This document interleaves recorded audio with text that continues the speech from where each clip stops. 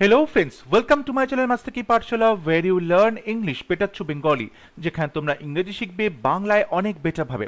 আজকে ক্লাসে PSC clerkship 2024 এর প্রিলিমস পরীক্ষার জন্য ইংলিশ মক টেস্ট সিরিজের আজকে 22nd মক টেস্ট। প্রত্যেকটি মক টেস্টে 30টা করে কোয়েশ্চেন থাকছে এবং এই মক টেস্টগুলো প্রিভিয়াস ইয়ার্সের কোয়েশ্চেন প্যাটার্ন ফলো করা হয়েছে এবং বেশ কিছু নতুন টাইপের কোয়েশ্চেনও ইনক্লুড করা হয়েছে এবং এটা মনে করা হচ্ছে যে পিএসসি প্রত্যেক বছর কোয়েশ্চেনের ক্ষেত্রে কিছু কিছু নতুন টাইপের প্রশ্ন ইনক্লুড করছে, সেটা মাথায় রেখেই নতুন কিছু এক্সপেরিমেন্টও আমরা কিন্তু করছি যেরকমটা পরীক্ষায় আসতে পারে। আশা করব প্রত্যেকটা মক টেস্ট তোমরা ফলো করছো, প্র্যাকটিস করছো। তোমরা অবশ্যই আমাকে জানাবে কমেন্টে যে আউট অফ 30 তোমরা কতগুলো স্কোর করতে পারছো, কতটা সঠিক স্কোর করতে পারছো। এবং এই স্কোরটা খুব ইম্পর্টেন্ট তোমাদের নিজেদের ক্ষেত্রে। তোমরা যদি এই স্কোরটা অ্যানালিসিস করবে তাহলে তোমরা নিজেরাই বুঝতে পারবে কোথায় কোথায় তোমাদের ভুল হচ্ছে, কোন লেসন্সগুলো, কোন চ্যাপ্টার্সগুলো তোমাদের বারবার করে রিপিট করতে হবে, রিভিশন করতে হবে ভালো করে, এবং কোথায় তোমাদের ভুলগুলো কিভাবে তোমরা কারেকশন করতে পারো। তাহলে শুরু করছি আজকের মক টেস্ট। ফার্স্ট কোয়েশ্চেন, এখানে বলা হয়েছে আন্ডারলাইন করা অংশটাকে ইমপ্রুভ করতে হবে অপশন থেকে। যদি ইমপ্রুভ করা না যায় তাহলে অপশন ডি রয়েছে নো ইমপ্রুভমেন্ট, সেটা চুজ করতে হবে। বলা হলো the farmers way of life can be contrasted to that of the factory workers. অর্থাৎ ফ্যাক্টরিতে যে সমস্ত ওয়ার্কার্সরা কাজ করে তাদের সঙ্গে ফার্মার যারা চাষি তাদের জীবনযাত্রার কিন্তু একটা বৈপরীত্য দেখা যায়। কন্ট্রাস্টেড টু এখানে বলা হয়েছে ইমপ্রুভ করতে। First option contrasted with, second option contrasted against, third option contrasted with, fourth option no improvement. Sorry, এখানে অপশন ওয়ানে কন্ট্রাস্টেড অফ আমরা লিখে দিই কারণ দুটো অপশন এক হয়ে গেছে। এখানে সিতে হবে কন্ট্রাস্টেড উইথ, এতে হবে কন্ট্রাস্টেড অফ। দেখো কন্ট্রাস্টেড এর পরে আমরা উইথ প্রেপোজিশন বসাই, সো অপশন সি হবে রাইট আনসার, কন্ট্রাস্টেড উইথ। অর্থাৎ the farmers way of life can be contrasted with that of the factory workers. Question number 2, same question, improvement করতে বলা হয়েছে আন্ডারলাইন করা অংশটা। He stopped to work an hour ago, সে 1 ঘন্টা আগে কাজ করা বন্ধ করেছে। To working, to have worked, working no improvement.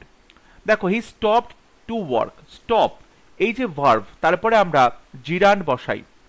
জিরান্ড অর্থাৎ ভার্বের প্রেজেন্ট ফর্মের সাথে 1 নম্বর ফর্মের সাথে আইএনজি বসানো হবে এবং সেটা যদি নাউনের মতো কাজ করে তখন তাকে জিরান্ড বলা হয়।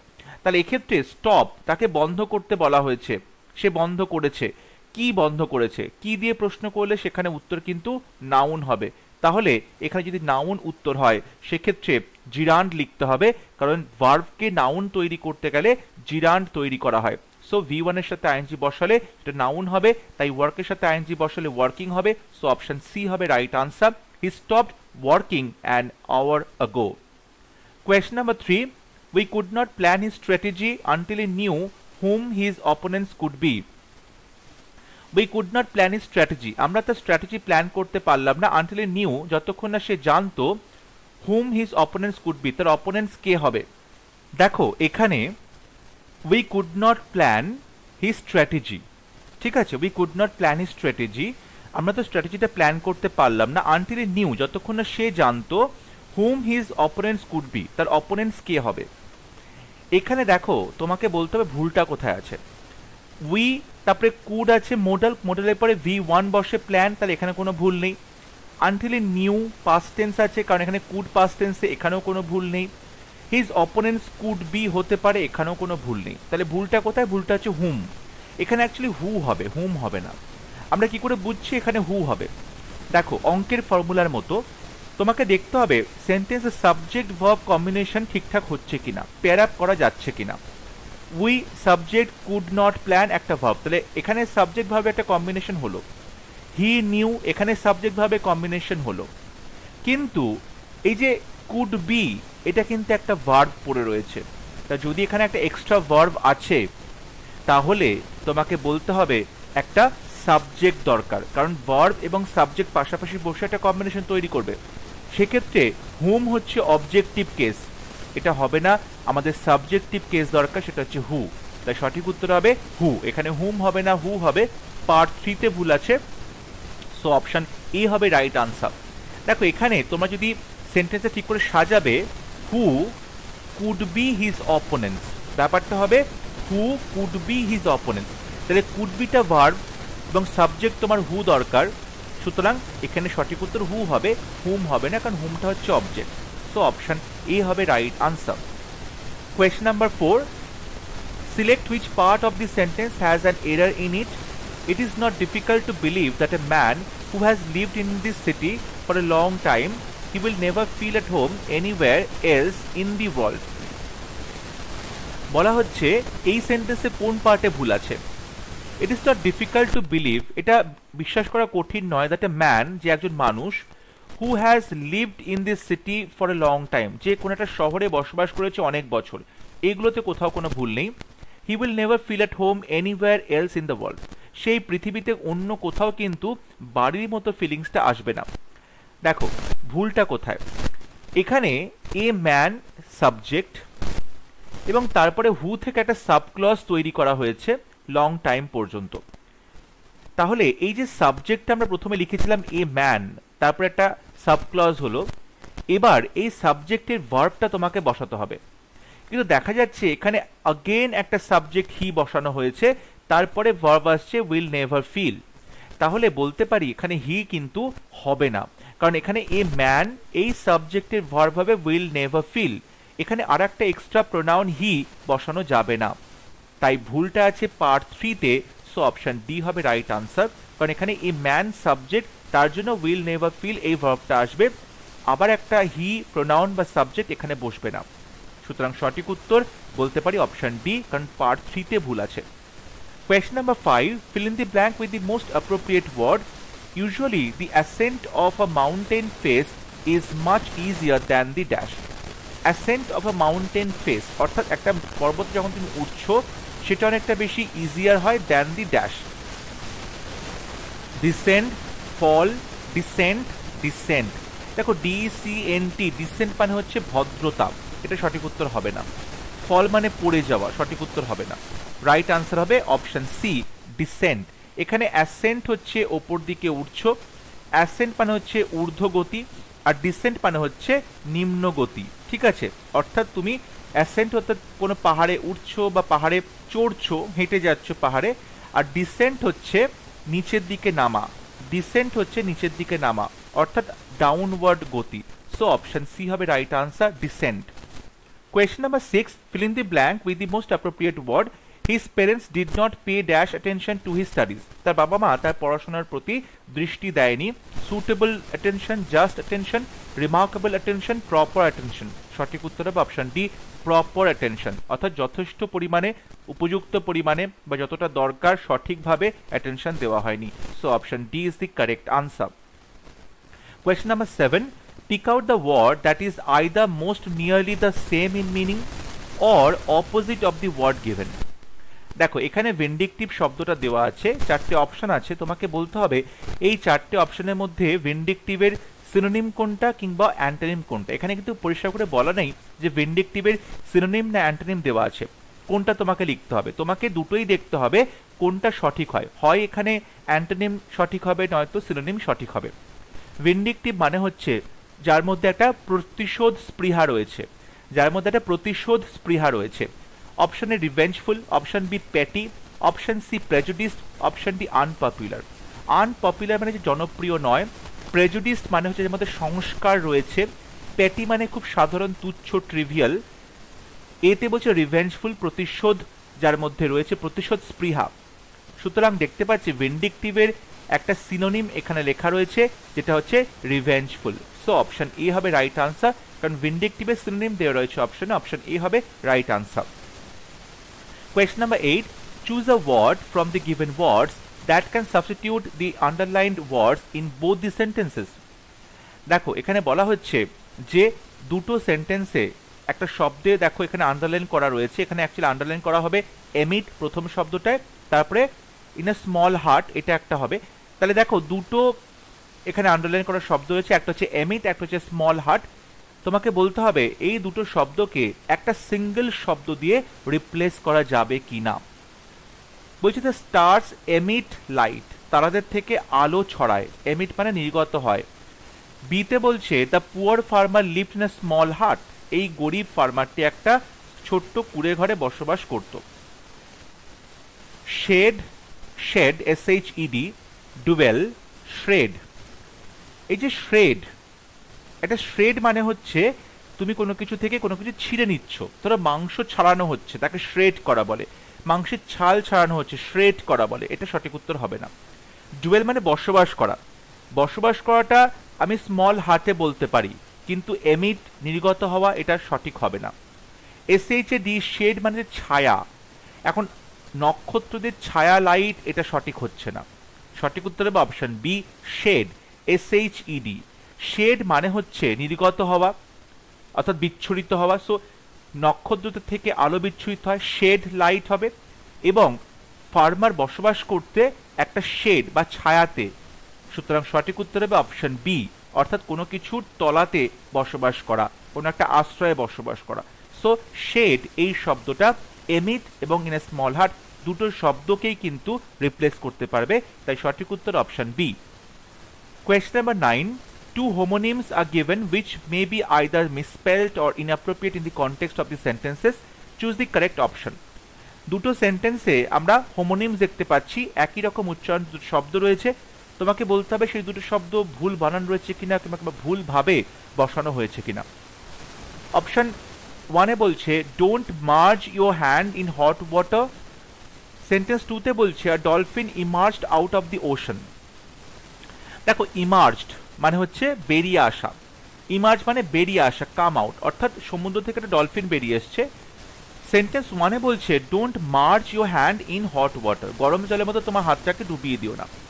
দেখো, এখানে ইমার্জ মানে বেরিয়ে আসা, কাম আউট করা, এটা কিন্তু সঠিকভাবে বলা হয়েছে অপশন 2-তে যেটা রয়েছে, অর্থাৎ সেন্টেন্স 2-তে। তাহলে এখানে কিন্তু সেন্টেন্সটা কারেক্ট, সেন্টেন্স 2 সেন্টেন্সটা কারেক্ট, ঠিক আছে। এবার সেন্টেন্স 1-এ যেটা বলছে মার্জ, এখানে মার্জ, মার্জ মানে হচ্ছে বলতে পারো কোনো কিছুর সাথে মিশে যাওয়া। মার্জ মানে কোনো কিছুর সাথে মিশে যাওয়া, এটা কিন্তু সঠিকভাবে বলা হয়নি। এখানে যে শব্দটা হওয়া উচিত সেটা হচ্ছে ইমার্স। ইমার্স মানে বিসর্জন দেওয়া কিংবা ইমার্জ, দুটো হতে পারে, কিন্তু মার্জ হবে না।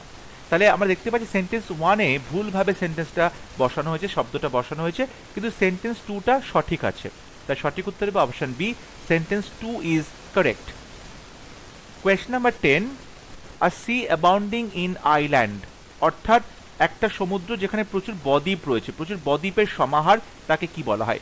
Straight, archipelago, ocean, gulf. দেখো, এখানে যেটা সঠিক উত্তর হবে সেটা হচ্ছে option B, archipelago. Archipelago, archipelago মানে হচ্ছে বদ্বীপের সমাহার, পরপর যে বদ্বীপগুলো রয়েছে তাকে বলা হয় যে বদ্বীপের গুচ্ছ, আ গ্রুপ অফ আইল্যান্ডস, তখন তাকে বলে আর্কিপেলাগো। সঠিক উত্তর অপশন বি। স্ট্রেট মানে হচ্ছে প্রণালী, যেরকম পার্ক স্ট্রেট অর্থাৎ পক প্রণালী, এটা সঠিক উত্তর হবে না। গালফ মানে হচ্ছে উপসাগর, সঠিক উত্তর হবে না। রাইট আনসার হবে option B, archipelago. Question number 11. Words used in ancient times but no longer in general use now. যে শব্দগুলো আগে ব্যবহৃত হতো কিন্তু এখন আর একদমই ব্যবহার করা হয় না, তাকে কি বলে? Extinct, antiquated, ancient, archaic. দেখো, এক্সটিংক্ট মানে বিলুপ্ত, বিলুপ্ত প্রজাতির প্রাণী, এক্সটিংক্ট, এটা সঠিক হবে না। অ্যান্টিকুয়েটেড মানে হচ্ছে খুবই ব্যাকডেটেড, পুরনো দিনের, ব্যাকডেটেড, সঠিক উত্তর হবে না। এনশিয়েন্ট মানে হচ্ছে প্রাচীন, সঠিক উত্তর হবে না। রাইট আনসার হবে অপশন ডি, আর্কেইক। আর্কেইক মানে হচ্ছে পুরনো দিনের, আর্কেইক মানে হচ্ছে পুরনো দিনের শব্দ। তো সঠিক উত্তর হবে অপশন ডি। যেমন আগে ইংলিশে বলা হতো দাও, দাও মানে হচ্ছে ইউ, ঠিক আছে, দাও মানে হচ্ছে ইউ, ঠিক আছে। তো এই যে দাও শব্দগুলো এখন কিন্তু আমরা আর ব্যবহার করি না, ওকে, দাও শব্দগুলো আমরা এখন ব্যবহার করি না। সো সঠিক উত্তর হবে অপশন ডি, আর্কেইক। যেমন এই দাও বা দি, এই শব্দগুলোকে আমরা আর্কেইক শব্দ বলে থাকি। Question number 12. Pick out the word that is either most nearly the same in meaning or opposite of the word given. Medal শব্দটা দেওয়া আছে, বলতে হবে এই শব্দটার হয় অপোজিট মিনিং নয়তো সিনোনিম, কোনটা হবে সঠিক। মেডেল মানে হচ্ছে কোনো কিছুর মধ্যে নাক গলানো। অপশন এতে বলছে interfere, option B overlook, option C disregard, option D free. দেখো, ডিসরিগার্ড মানে কাউকে তুমি পাত্তা না দেওয়া, ওভারলুক মানে হচ্ছে তুমি এড়িয়ে চলা। সঠিক উত্তর হবে অপশন এ, ইন্টারফেয়ার। ইন্টারফেয়ার মানে হচ্ছে নাক গলানো। মেডেল মানে হচ্ছে নাক গলানো, এখানে ইন্টারফেয়ার এটাও নাক গলানো, এখানে কিন্তু আমরা সিনোনিম দেখতে পাচ্ছি। তো সঠিক উত্তর হবে অপশনে ইন্টারফেয়ার। কোয়েশ্চন নাম্বার 13, ইনডিরেক্ট স্পিচে তোমাকে লিখতে হবে he said can you sing, I said no. বলছে ক্যান ইউ সিং, এখানে ইনডিরেক্ট স্পিচ হবে। বলছে তুমি কি গান করতে পারো, অ্যান্ড আই সেড নো, আমি বললাম না। তাহলে he asked me that could I sing and I refuse, এটা কোনো ন্যারেশন চেঞ্জ হচ্ছে না। হি আস্কড মি, সে আমাকে জিজ্ঞেস করলো ইফ আই কুড সিং। দেখো এখানে ক্যান ইউ সিং এটা ইয়েস নো কোয়েশ্চেন, তাই কমা ইনভার্টেড কমা তুলে দিয়ে আমরা কিন্তু ইফ বসাবো, প্রশ্ন করা হচ্ছে। তাহলে হি আস্কড মি ইফ, ইউটা হয়ে যাচ্ছে আই যেহেতু আমাকে প্রশ্ন করেছিল, ক্যানটা হয়ে যাবে কুড, সিং থাকবে। তাহলে if I could sing and I said no, and I said that no মানে আই কুড নট, যেহেতু এখানে ভার্ব কুড আছে তাই আমি কুড নট বললাম, আমি গান করতে পারি না। তাহলে এখানে কিন্তু অপশন বি হবে সঠিক। অপশন সিতে বলছে I denied when he asked me if I could sing, আমি ডিনাই করলাম যখন সে আমাকে জিজ্ঞাসা করলো আমি গান করতে পারি কিনা। দেখো এটা কিন্তু ন্যারেশন যে পুরো চেঞ্জ করে একটা অন্য সেন্টেন্স লেখা হয়েছে, এইভাবে করা যাবে না। ডিতে বলছে he asked me if I could sing and I said no, এই যে আই সেড নো এটাকে বলতে হতো I said that I could not. So এক্ষেত্রে সঠিক উত্তর হবে option B. Question number 14, choose the incorrectly spelled word, ভুল বানান চুজ করতে হবে। Procession, profession, possession, occasion. দেখো procession PROC, procession double S কোনো ভুল নেই, প্রফেশন কোনো ভুল নেই, পজেশন ডাবল এস হবে দুবার, এখানেও কোনো ভুল নেই। ওকেশন বানানটা ভুল আছে, ওকেশন বানানটা হচ্ছে OCCASION, এখানে ডাবল সি হয় কিন্তু একটা এস হয়, খুব কেয়ারফুল থাকতে হয়। ওকেশন বানানটা প্রায় পরীক্ষাতে আসে ভুল হিসেবে, সো সেক্ষেত্রে সঠিক হবে option D, occasion OCCASION। Question number 15, choose the correct, appropriate and logical option from the given options to combine the pair of sentences given into one sentence to convey the same meaning as conveyed by the two sentences. এখানে দুটো sentence দেওয়া আছে, এই দুটো সেন্টেন্সকে তুমি কিভাবে যুক্ত করলে একই মিনিং থাকবে। আমরা এখানে তিন রকম উপায়ে যুক্ত করার অপশন দেওয়া আছে, বলতে হবে কোন কোন ভাবে যুক্ত করা যায়। দুটো সেন্টেন্স হলো the boy got his leg badly injured, ছেলেটা তার পা প্রচন্ড ভাবে বাজেভাবে আহত করেছে। হি ওয়াজ প্লেইং হকি, সে হকি খেলছিল। তাহলে ব্যাপারটা হবে হকি খেলতে খেলতে ছেলেটা তার পা ইনজিওর্ড করেছে।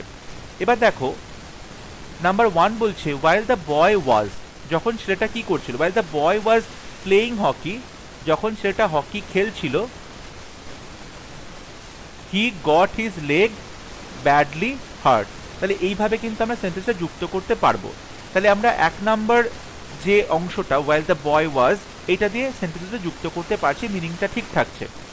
2তে বলছে ওয়াইল প্লেইং, যখন খেলছিল, তাহলে ওয়াইল প্লেইং হকি, যখন হকি খেলছিল খেলার সময়, the boy got his leg badly injured, সেটা তার পা আহত করলো।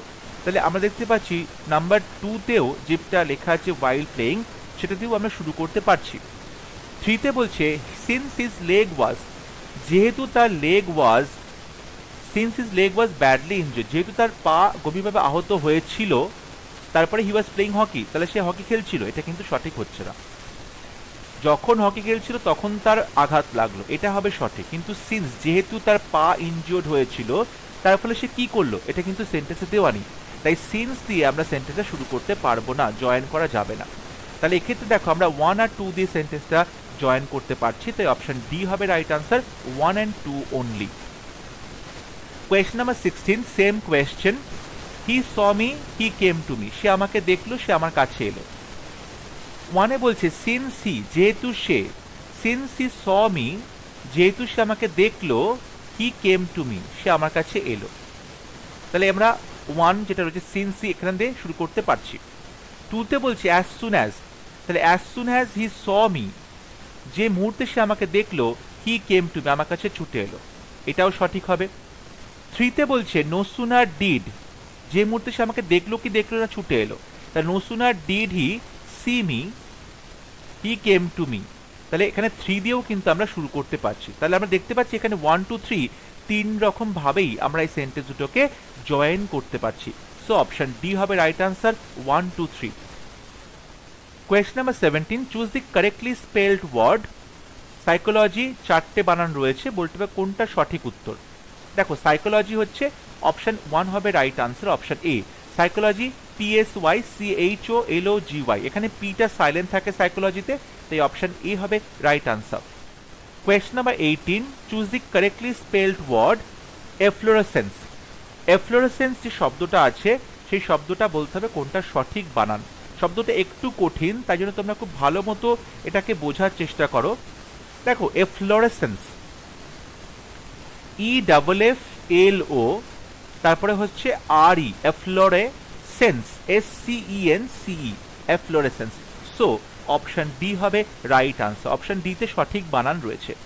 এফ্লোরেসেন্স মানে হচ্ছে যখন পুষ্প ফুটিত হচ্ছে, প্রস্ফুটিত হচ্ছে, অর্থাৎ ফুল ফুটছে, তখন তাকে বলা হয়ে থাকে এফ্লোরেসেন্স। ঠিক আছে, অর্থাৎ যেভাবে ফুল ফুটছে সেই পদ্ধতিটাকে বলে এফ্লোরেসেন্স। সো অপশন ডি হবে রাইট আনসার।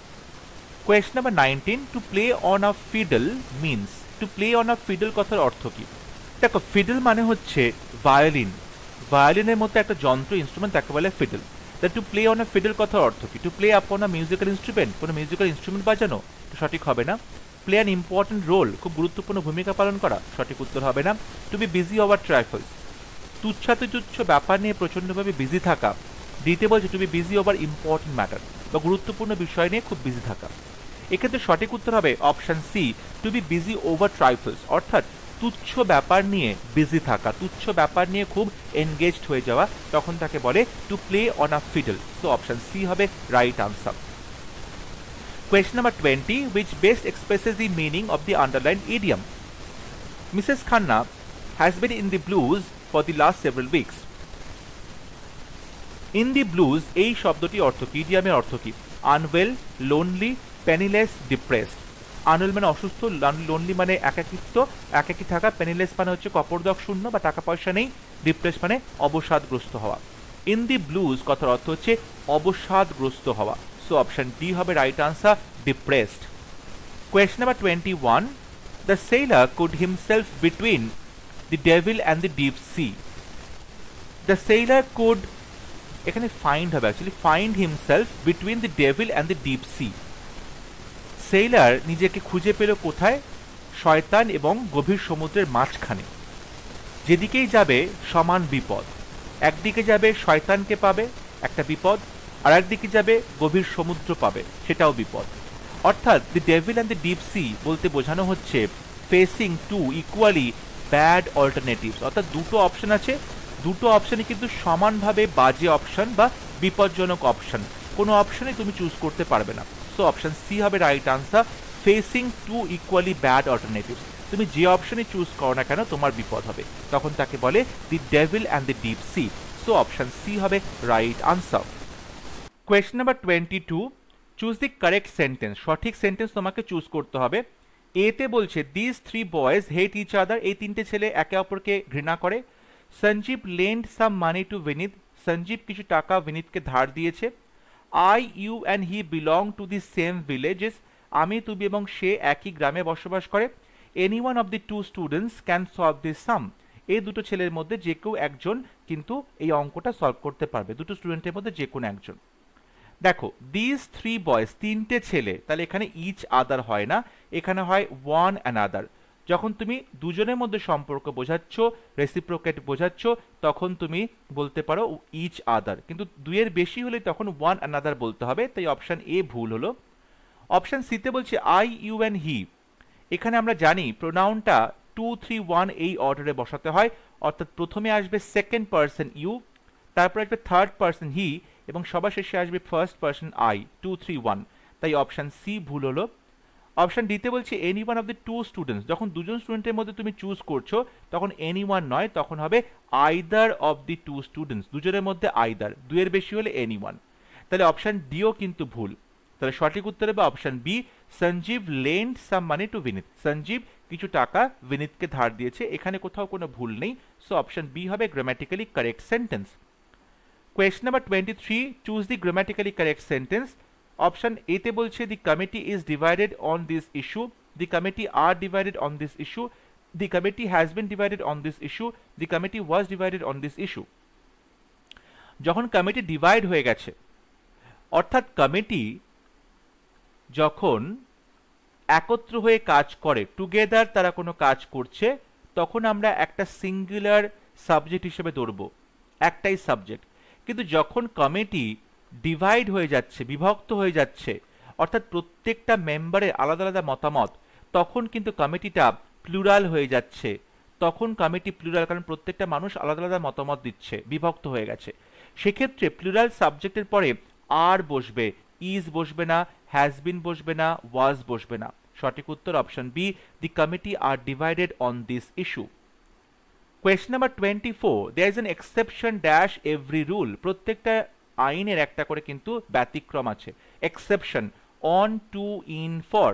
সঠিক উত্তর হবে option B, exception to every rule. প্রত্যেকটা আইনের একটা করে ব্যতিক্রম রয়েছে, এক্সেপশন টু হবে সঠিক উত্তর।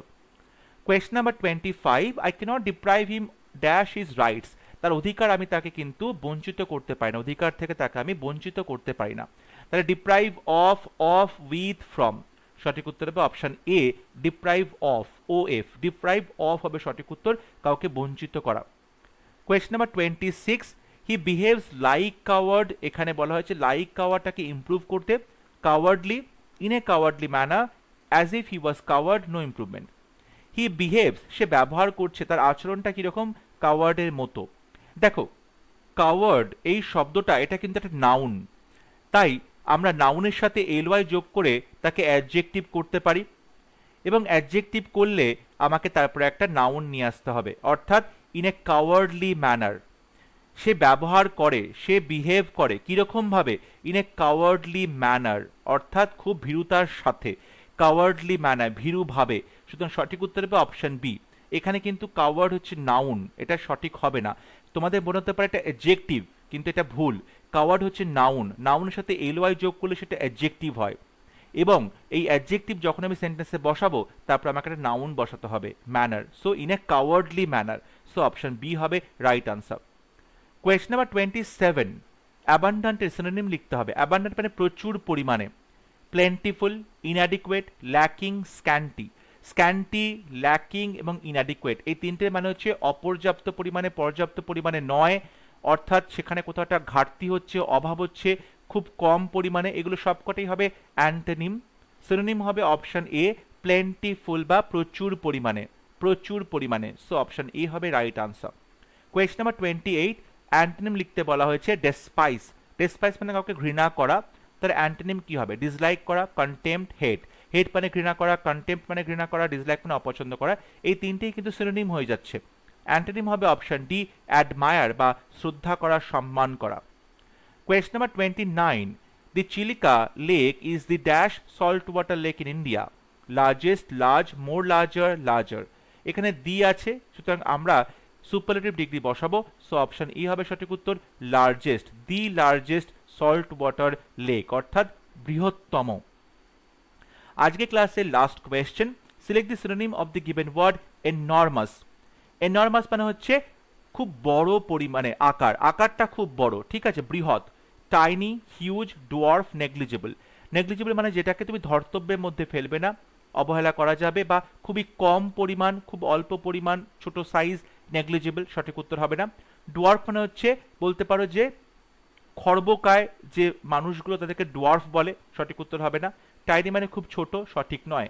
রাইট আনসার হবে অপশন বি, হিউজ, বিশাল পরিমাণে, বিপুল পরিমাণ, বা তার আকারটা হচ্ছে খুব বড়, হিউজ, বিশাল আকৃতি। সো অপশন বি হবে রাইট আনসার। আই হোপ আজকে ক্লাস তোমাদের ভালো লেগেছে। আজকে আউট অফ 30 কতগুলো প্রশ্ন সঠিক উত্তর করতে পারে সেটা অবশ্যই আমাকে কমেন্টে লিখে জানাবে। যদি ভিডিওটি ভালো লাগে ভিডিওটি লাইক করবে, শেয়ার করবে এবং আমার চ্যানেলটি সাবস্ক্রাইব করতে ভুলবে না। পরবর্তী লেসনে খুব শীঘ্র দেখা হবে, ততক্ষণ সবাই ভালো থাকবে, সুস্থ থাকবে। Thank you.